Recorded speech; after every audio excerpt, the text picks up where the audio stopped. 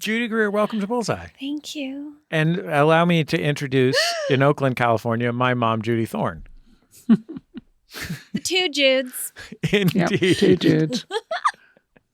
Thank you, by the way. We can't see this on our YouTube camera, but thank you for wearing celebration shoes. Oh, yeah. No. Can I take them off? Yeah, sure. Okay. These are my celebration shoes. Let's have a close-up. Yeah. They are sparkly. Yeah. And I don't know what I was thinking. I should have worn a sparkly top, but sometimes that gets to be a little bit too much. I found myself wondering if you knitted the top that you are wearing. No, but I could. You could. Okay. That's fair. What is the last thing that you knitted, Judy? I'm working on, I have several things going at once right now, but currently I'm furiously knitting, I would like to add, a hat that is going to be auctioned off at a fundraiser on Saturday. But when this airs, it'll have been a long time ago. A fundraiser for a dog rescue I work with. Oh. Yeah. Is it a human hat or a dog hat? It's a human hat. Judy Thorn, I'm a knitter, clearly, now you know. I'm coming out here as a knitter. I can't say that. You can't stand knitting? I can knit, but it wouldn't count it. I started so long ago, and I feel like if I was to learn it today, I don't think it would stick.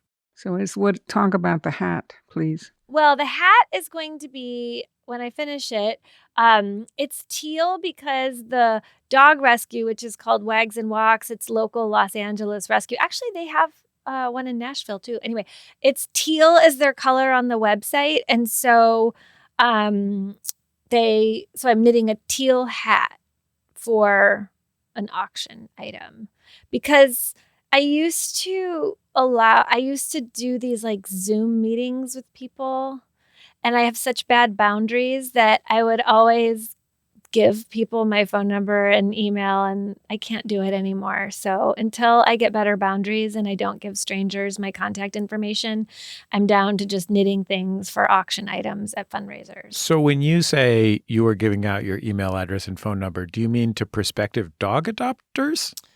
Well, to people who've just bought an auction item to meet me. Oh, okay. Yeah. What is Christmas like at your house? It is kind of quiet because the kids are older, and it's kind of more of like a hangout, chill. I think last year I made lasagna and we watched movies and listened to records, and it's kind of like an evolution Christmas. It's always changing in our house, I feel like. Yeah, it's pretty mellow, but mostly because the kids are older.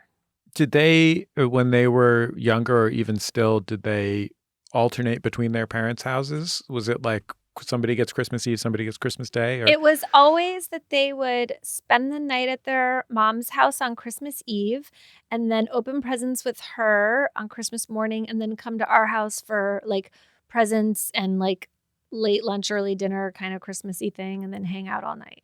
That is kind of the more relaxed part of the Christmas. Yeah, it's nice. And it was nice when they were little because we didn't have to get up at 5 a.m. because they were at their mom's house.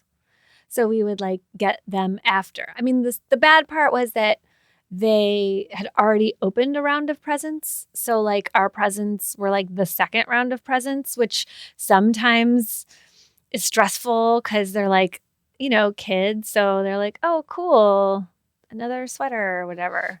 And then being a step parent, I would really want to make them awesome.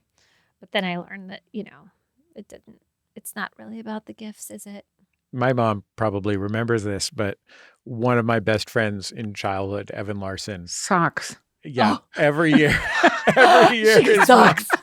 Every year his mom, Libby, would go to the Gap and buy him a bunch of colorful socks.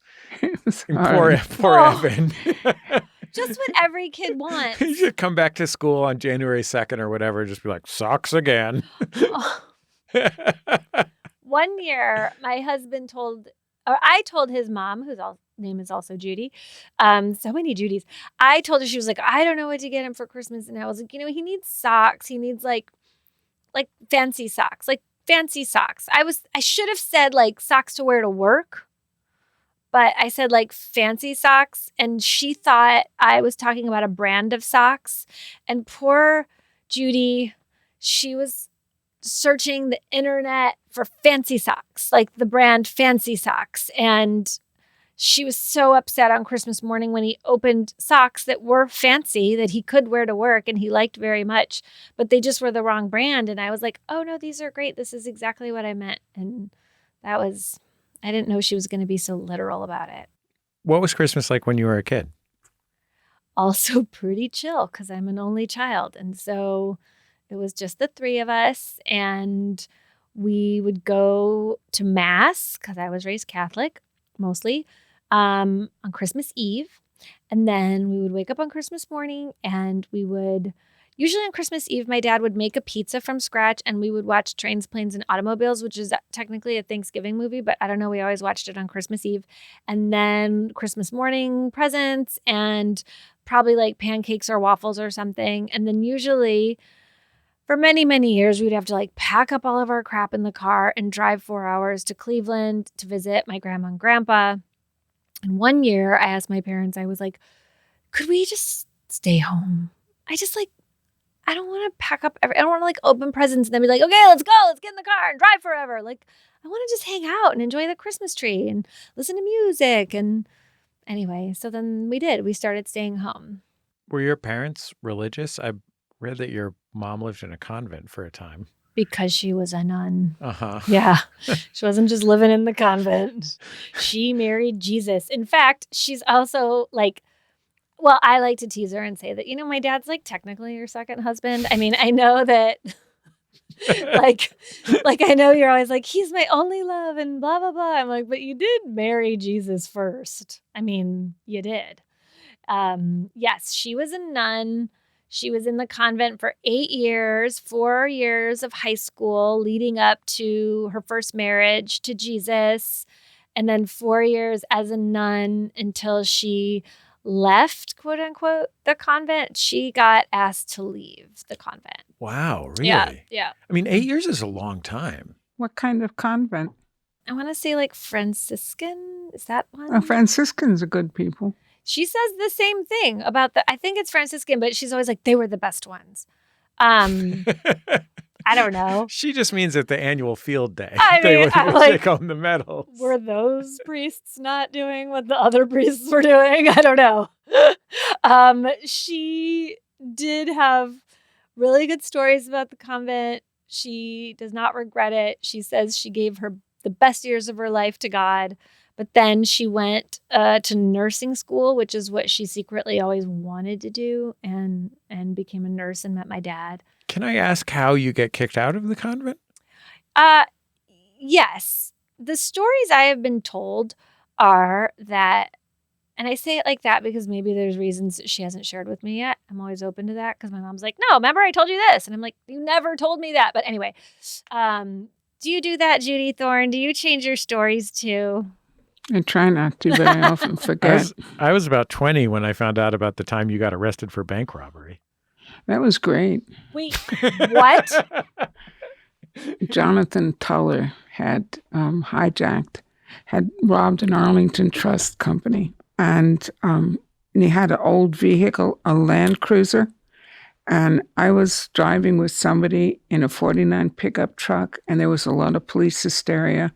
And we went to jail for this alleged bank robbery. But while we were there, Jonathan Tuller hijacked a plane to Cuba with his partner, and they were there for quite a while. And then when he came back, I mean, of course, we were vindicated, but it was a pain in the neck. Oh my God. I feel like that's a little bit better than being a nun. Being a nun's pretty cool, too. I don't know. It's not a job I'd want, but you stay fed and clothed. Yeah, she did. She did. Her mother superior felt like she would be happier serving the Lord in a more secular environment. That was what the reasoning was behind asking her to leave. She also had, she was always like giving the other nuns perms or cutting their hair. They thought she was vain. They thought she, there was a parishioner, I guess, that had a pool in the summertime. The parishioner was like, if you guys want to come swimming, you can come swimming in the pool. And my mom went out and bought a red bathing suit. And I guess that was a big no-no. And there was just like a lot of little things. It seems like a bad place to wear your habit. Yeah. Yeah. I mean, like, what are they supposed to wear in the pool? Yeah. My mom was like, well, I had to get a bathing suit. And I like the color red. I'm like, okay. Maybe their underwear? I don't know. No, probably like a gray. Yeah, a gray or a mouse gray bathing suit. Shorts and a t-shirt. I don't know. A full body suit. Something. I could have knit or something if I would have known. One of the things that I liked the most about this movie is I think a lot of times something about Christmas is either religious or secular, right? Yeah. It's either it either stars Kirk Cameron or Jesus is never mentioned. Right. Right? Yeah. And, the point of Christmas for many people is the faith part. But this movie really engages with that in a way that doesn't ignore the kind of thorny bits of it, especially for like a silly family comedy. Yeah. You know what I mean? I mean, at its the heart. Kids. Yeah. The kids. Yeah, the children when they come in. I mean, I absolutely loved it. My favorite students were the ones who would say, well, do you get to cut off Herod's head? Oh my gosh, I mean, this know. whole opening of what really people think about what's going on. The people that already know the plot just roll their eyes and act ridiculous, right? Right. And then the kids who are just entering into this for the first time. I mean, I thought the library was a little peculiar. Give me all the books you got on Herod. But that's the wonderful part, because they get that moment when they see something new that's engaging.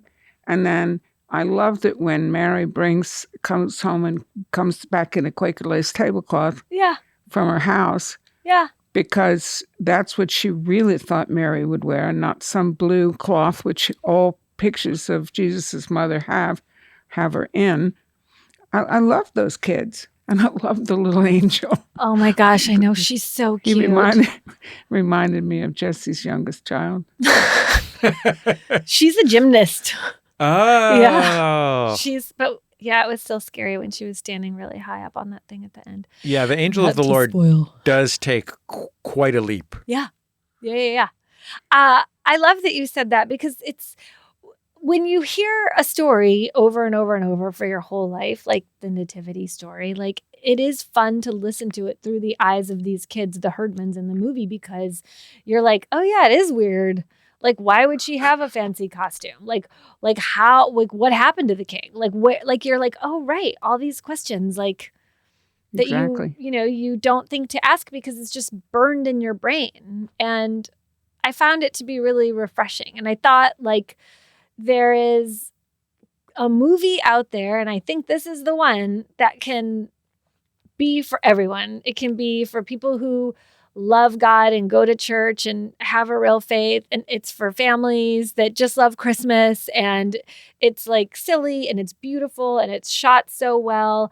And while it is about people welcoming other new people into the church, it's also about people just welcoming people they don't know into their traditions. And I think there's like always a place for that. It must have been exciting to be the star of the movie as a woman with a reputation as America's greatest film co-star. Yes. I think it must be nice to be in this role where the sweet, supportive, goofy mom is the center of the film rather than, tertiary or secondary part of the film. Yeah, it was funny, working with Pete Holmes, who played my husband, and he would have like one line in a scene, and I'm like, oh, that's usually me. Usually I'm the one that's saying the funny line at the end of the scene, or like, are you sure about that? Like, wow. I read an interview where you described it as checking scripts for how many conversations you have on a phone in the kitchen. Yeah, I know. And this one, I was Well, there was like one sort of montage where I'm on the phone, but yeah. Stars of movies get phone montages. Supporting characters are just in a corner that looks like a kitchen on a fake phone for all their scenes. And they're just explicating. Yeah. Yeah. Exactly. Like, I thought you were allergic to strawberries. I don't have to do that anymore. Well, actually, that's not true. I do now, but I didn't then. I know. It was fun. It was really fun to be the star. Can I tell you something completely superficial that I noticed? Do I have food in my teeth? No. No, but you shouldn't have eaten those strawberries because you're getting real. Ooh, my throat's closing. No, it's you're a brunette in this movie. Yeah. I would say 70% of the time you're blonde. Yes. On screen. Yes. And I had this conversation years ago in a van on my way to a comedy festival. Brag much? I know. Yeah, that's right. I was in a shared van. But in this van with me was the wonderful comic actor Gillian Jacobs. Oh yes. And she's also usually a blonde, but she had brown hair in this van. And I said, Gillian, I've never seen you with brown hair before. And what she said to me was, oh yeah, I just got cast in a movie and the lead is blonde. Mm-hmm. And I thought, I don't think that when George Clooney gets cast in a movie that Brad Pitt is in, one of them goes blonde because they're both brunettes. Yeah. But women, you're actually only allowed to have one hair color per woman in a movie or TV show because it's very confusing for the audience. No, that I was a redhead for a really long time. I thought you looked good with red hair. Actually. Thank you. I did too. I like the red. But it was hard to maintain. And then when I first started dating my husband, I was going to get my hair colored. It was like early in our relationship, actually. And I was like making a full joke when I walked out the door. I'm like, hey, I'm going to get my hair colored. Any requests? And he's like, I have seen pictures of you as a blonde. Would you ever be blonde again? And I was like, ew. Ew. And then I go and I'm like driving to the place and I'm like, should I dye my hair blonde? Like this guy I'm dating, was anyway, I think this probably makes him look like a jerk and he's so not. But I was like, I don't know, maybe I'll just put some highlights in. And so eventually I became a blonde again. But then in this one, Dallas Jenkins, our director, was like, well, I think that you should have brown hair. And I was like, but my hair is blonde and it looks really nice blonde. And he was like, I just think that Grace should have brown hair. And yeah, I think the blonde issue, says bombshell or brown hair is kind of mousy. And it didn't serious. Yeah, because when you show up with that chignon, and the blue dress. Yeah. I've never seen a more dowdy outfit. It's great. I hope it's such that Maria is not listening to dress. I was like, yeah, okay, I'll be brown, whatever, it'll be fine. Yeah. And then, but I always wondered, when I met Dallas's wife Amanda, who I like very much, she has brown hair, and I was like, I wonder if he just thinks he likes ladies with brown hair. I don't know. Can I ask you a non-Christmas but tangentially holiday-related question? Yes. You were in multiple of the recent Halloween films. Yes. What preparation did you have to do for the full-on slasher movie parts of those movies? The screaming. Oh. Yeah. Making horror faces. Yeah. The demonstrative parts of it, the almost ritualized parts of it. Yeah. Nothing. No. Do you watch those kind of movies? No. Okay. But I want to, but I'm a scaredy cat, so I don't. Horror movies freak me out. I'm a really good audience for them because I do scream and I freak out. I cover my face. Even watching the Halloween movies, which I was in, I was still just like, whoa!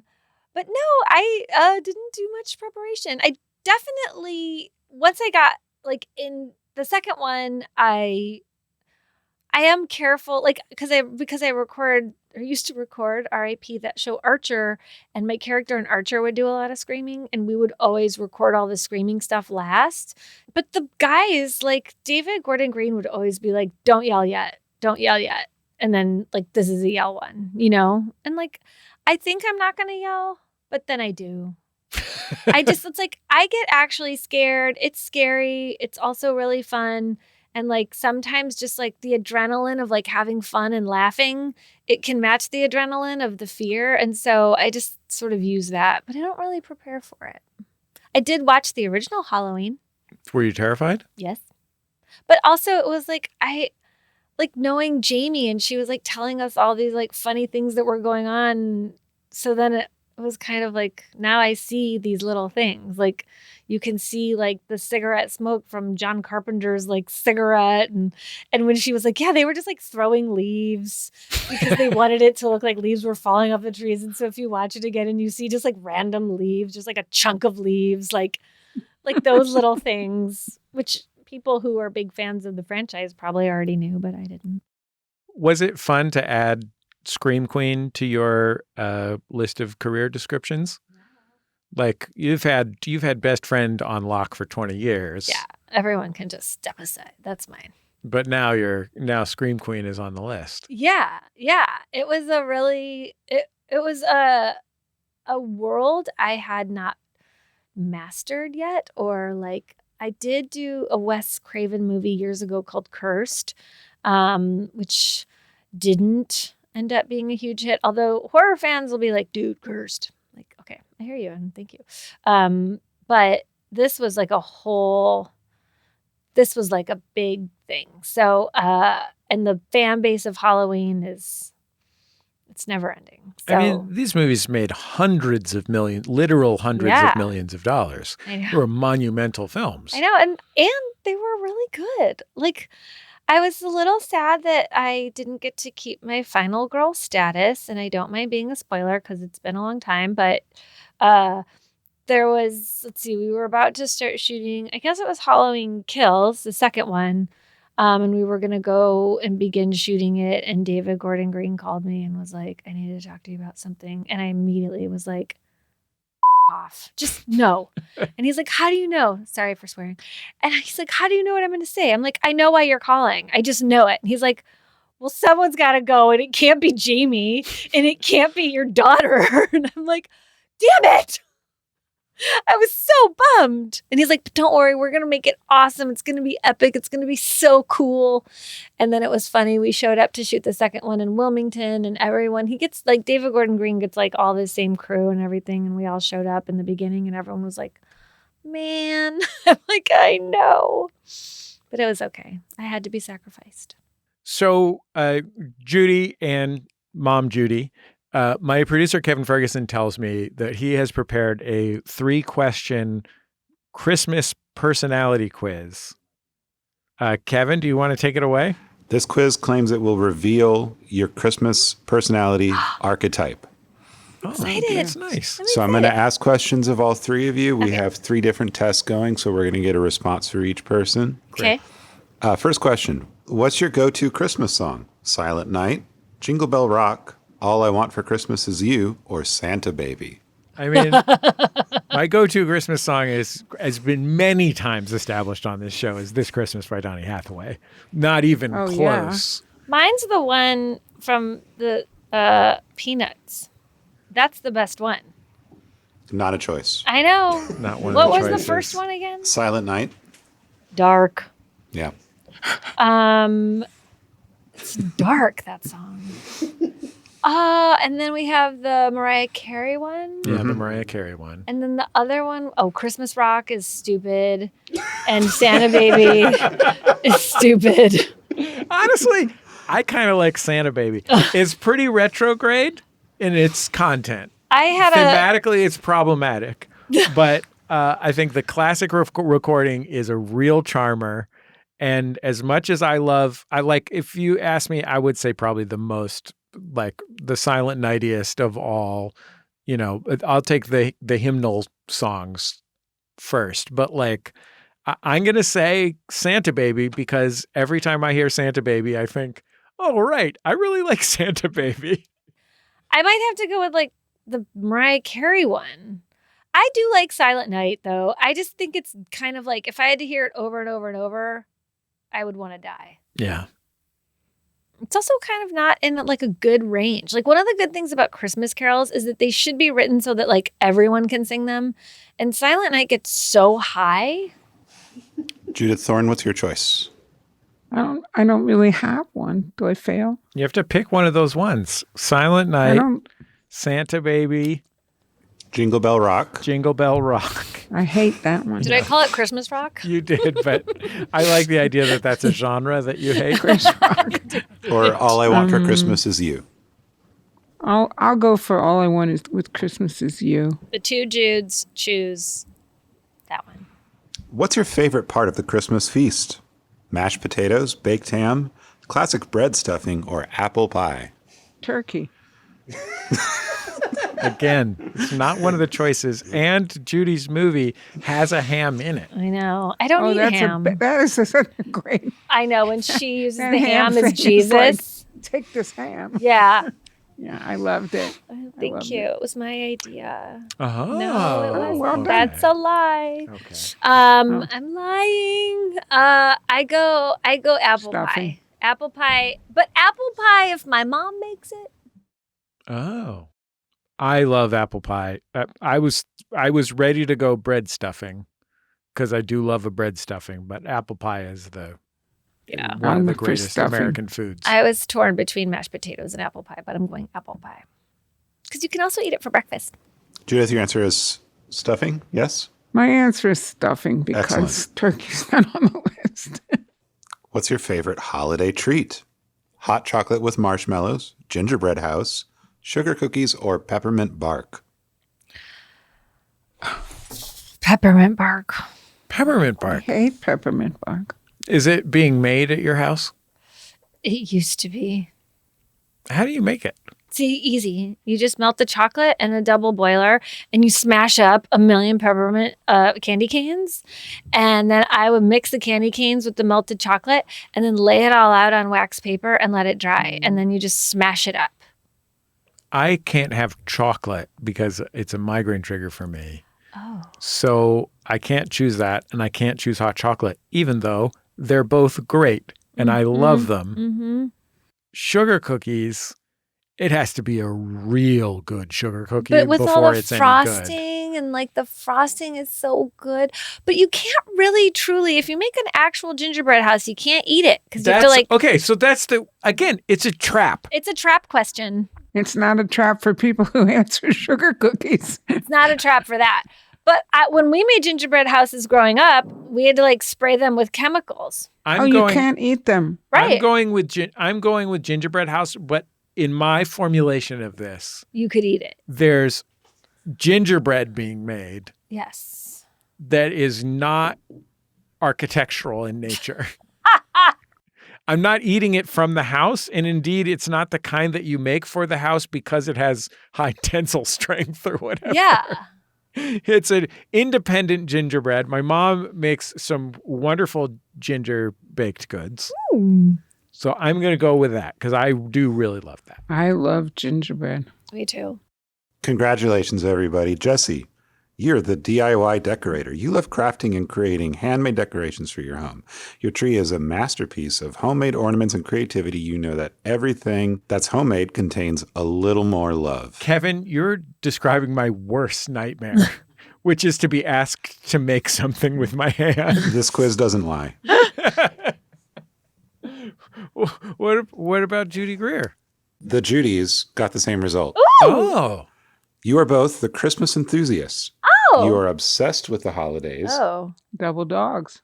counting down the days to Christmas in July, and you have decorations up before Thanksgiving. Huh. And there's another sentence, but it's cut off. I think that says plenty. Okay. Here's what would make me, and I've never really said this out loud before. Here's what would make, I know it's exciting. Here's what would make me officially obsessed with Christmas. It would only take one thing. presents were taken off the table. I am a Thanksgiving girl because I think it's kind of the same thing as Christmas, but you don't have to give a million presents to everybody. And I find that the present giving adds stress that takes away from my ability to truly enjoy the entire holiday season. Wow, Mom, you're a present genius. Yeah, I love presents. Presents are my whole métier, but I'm a Thanksgiving girl. I love turkey, but it's my birthday, and it's Winston Churchill's birthday. So we get together at Jesse's house, and that's my special. I mean, I don't have Christmas anymore because I don't have any kids at home or anything. So thing about presents is that when you give them in absentia, there's like you're hopeful that they remind people that you're there still and thinking of them in odd ways. See, I feel like improve their behavior.